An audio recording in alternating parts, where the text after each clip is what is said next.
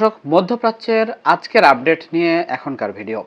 আপনারা জানেন যে মার্কিন যুক্তরাষ্ট্রের পক্ষ থেকে ইরান যুদ্ধ বন্ধে সুনির্দিষ্ট কিছু প্রস্তাব দেওয়া হয়েছিল এবং ট্রাম্পের পক্ষ থেকে এই প্রস্তাবের উত্তর আশা করা হয়েছিল এবং সেখানেও হুমকির সুর বিদ্যমান ছিল। ইরানের পক্ষ থেকে এটি বলা হয়েছিল যে আলোচনা সাপেক্ষে উপযুক্ত সময়ের জবাব দেওয়া হবে। তবে ইরানের এই ঘোষণার বেশি সময় অতিক্রম হয়নি, তার আগেই আনুষ্ঠানিকভাবে উত্তর পাওয়ার কথা জানিয়েছে পাকিস্তান। আজকে ইরানের সংবাদ মাধ্যম ইরনা জানিয়েছে শান্তি চুক্তির জন্য দেওয়া সর্বশেষ প্রস্তাবের আনুষ্ঠানিক জবাব দিয়েছে ইরান। পাকিস্তানের মধ্যস্থতাকারীদের কাছে এই লিখিতভাবে এই জবাব দেয়া হয়। তবে তেহরান এই জবাবে কি বলেছে এ ব্যাপারে তাৎক্ষণিকভাবে জানা যায়নি। ইরানের বার্তা সংস্থার বরাত দিয়ে আন্তর্জাতিক বার্তা সংস্থা এএফপি জানিয়েছে যে ইরান আজ পাকিস্তানি মধ্যস্থতাকারীদের মাধ্যমে যুক্তরাষ্ট্রের সবশেষ প্রস্তাবের জবাব পাঠিয়েছে। আল জাজিরার খবরে বলা হয়েছে যে ইরান মার্কিন প্রস্তাবের জবাবে যুদ্ধের দ্রুত সমাপ্তি এবং হরমুজ প্রণালী সহ উপসাগরের নিরাপত্তার দিকে গুরুত্ব দিয়েছে। এই সংবাদের সত্যতা পাকিস্তানের পক্ষ থেকেও নিশ্চিত করা হয়েছে। আল জাজিরা জানিয়েছে তেহরানের কাছ থেকে ওয়াশিংটনের প্রস্তাবের জবাব পাওয়ার বিষয়টি পাকিস্তানি কর্মকর্তারা নিশ্চিত করেছেন। যুক্তরাষ্ট্রের পক্ষ থেকে বলা হয়েছে যে পাকিস্তানের কাছ থেকে টেলিফোনেই বার্তা পেয়ে পরবর্তী পদক্ষেপ নেওয়া যেতে পারে। সেক্ষেত্রে ইরান ও যুক্তরাষ্ট্রের আরেক দফা আলোচনা শুরুর নতুন সম্ভাবনাও দেখা দিয়েছে। সব মিলে দুই পক্ষের মধ্যে চুক্তির বিষয়ে অগ্রগতির একটা লক্ষণ স্পষ্ট হয়ে উঠেছে। ইরনা আরও জানিয়েছে যে এই প্রস্তাবিত কাঠামোর অধীনে বর্তমান পর্যায়ের আলোচনাগুলোকে মূলত এই অঞ্চলে যুদ্ধবন্ধের ব্যাপারেই সবচেয়ে বেশি জোর দেওয়া হয়েছে।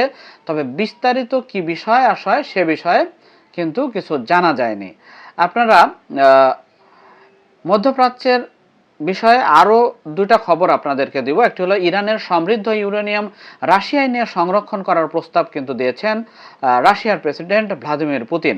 তিনি মস্কোতে এক সংবাদ সম্মেলনে বক্তব্য দিতে গিয়ে এই কথা বলেন। তিনি বলেন যে রাশিয়া 2015 সালে ইরান থেকে সমৃদ্ধ ইউরেনিয়াম স্থানান্তর করেছিল।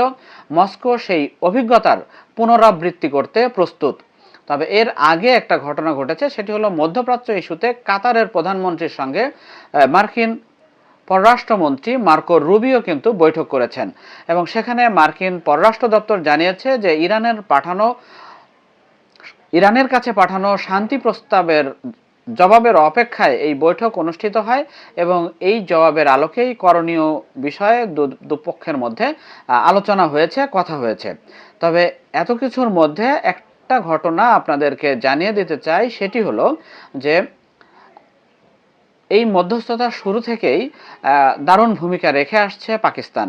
তো এই পাকিস্তান যুক্তরাষ্ট্র এবং ইরানের সাথে যে যুদ্ধবিরতিতে যে মধ্যস্থতাকারীর ভূমিকায় অবতীর্ণ হওয়ার পরপরই সংযুক্ত আরব আমিরাত থেকে হাজার হাজার কর্মীকে ফেরত পাঠানো হয়েছে, আটক করে ফেরত পাঠানো হয়েছে। তো এই খবর পাওয়া গেছে এবং এই আটককৃতদের অধিকাংশই শিয়া মুসলিম বলে জানা গেছে।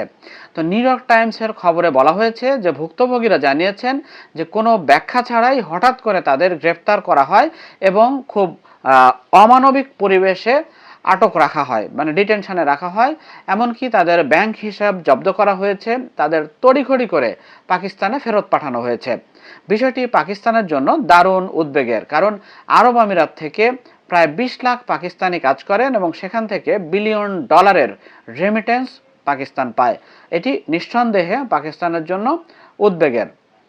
আর আরেকটি বিষয় দিয়ে আজকের আলোচনা শেষ করব, সেটি হলো যে লেবাননে হিজবুল্লাহ সদস্যদের, আপনারা জানেন যে গত 2 মাসেরও বেশি সময় ধরে লেবাননে তুমুল হামলা চালাচ্ছে ইসরায়েল দখলদার, সেই এবং তাদের উদ্দেশ্য হিজবুল্লাহকে নিধন করা বা হিজবুল্লাহকে নিরস্ত্রীকরণ করা যদিও বলে, কিন্তু বেসামরিক লোকজন প্রায় 2800 এখন পর্যন্ত মারা গিয়েছে, যেটি ইরানের চেয়েও বেশি, এবং 8000-এরও বেশি লোক আহত হয়েছে। তো নতুন করে একটি বিষয় সামনে আসছে, সেটি হলো লেবাননে হিজবুল্লাহ সদস্যদের খুঁজে বের করার জন্য এআই চালিত একটি টার্গেটিং সিস্টেম ব্যবহার করেছে দখলদার অবৈধ রাষ্ট্র ইসরায়েল। এই সিস্টেমটিতে মূলত স্মার্টফোন, ড্রোন ট্রাফিক এবং সিসিটিভি ক্যামেরা, ওয়াইফাই সিস্টেম, সামাজিক যোগাযোগ মাধ্যমের তথ্য একসঙ্গে সন্নিবেশিত করে ডাটা অ্যানালাইসিস করে দ্রুত টার্গেট ঠিক করা হয়। যে প্যালান্টিরের মেভেন প্ল্যাটফর্মের ওপর ভিত্তি করে তৈরি এই সিস্টেম মাত্র কয়েক সেকেন্ডের মধ্যেই বিপুল তথ্য বিশ্লেষণ করে হিজবুল্লাহর নেটওয়ার্ক ম্যাপ করতে এবং সম্ভাব্য লক্ষ্যবস্তু চিহ্নিত করে টার্গেট ঠিক করতে পারে। অথচ এই ম্যানুয়ালি যদি এই কাজটি করতে হতো তাহলে কয়েক সপ্তাহ থেকে মাসের বেশি সময় লেগে যেত। এর প্রমাণ পাওয়া গেছে ৬২ বছর বয়সী হিজবুল্লাহর এক নেতা আহমদ তুরমুজকে হত্যা করার ঘটনায়। তাকে ফোন করে হত্যা করার আগে এক ইসরায়েলি কর্মকর্তা হুমকি দিয়ে বলেছিল যে তুমি কি আশপাশের সবাইকে নিয়ে মরতে চাও নাকি একা। এর মাত্র কয়েক সেকেন্ড মানে গাড়ি থেকে নেমে যাওয়ার মানে কয়েক মুহূর্ত পরেই মানে তাকে হামলা চালিয়ে মিসাইল হামলা চালিয়ে হত্যা করা হয়। তো এই ঘটনায় সহজেই অনুমেয় যে ইসরায়েল আসলে লেবাননে কী ধরনের নৃশংস অভিযান পরিচালনা করছে।